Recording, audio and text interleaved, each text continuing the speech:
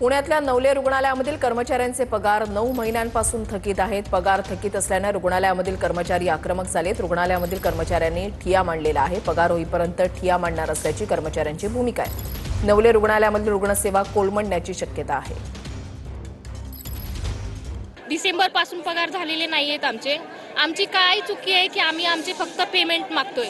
आम्हाला त्यावर बोलले जाते की हॉस्पिटलच्या बाहेर काढल्या जाईल। आम्ही सोडून जाताना आमची पगार पण देणार नाही।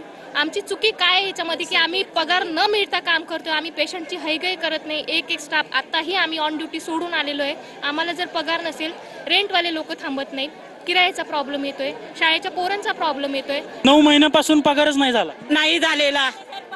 आता घरचं कसं काय चालू आहे 9 महिन्यापासून? आम्ही आता कधी भात करून खातो, नाहीतर काही चटणी मिरची खातो। कुणाकडनं शेजाऱ्या पाजाऱ्याकडनं जाऊन थोडेफार पैसे उसने पासने देतो। आता शेजारी पाजारी सुद्धा आम्हाला पैसे द्यायला तयार। पगार नाही झाल्यामुळे कर्जबाजारी होत आहे। हो, कर्ज बाजारी पण झालेलो आहे। आता आम्हाला कर्ज कोणी द्यायला तयार नाही।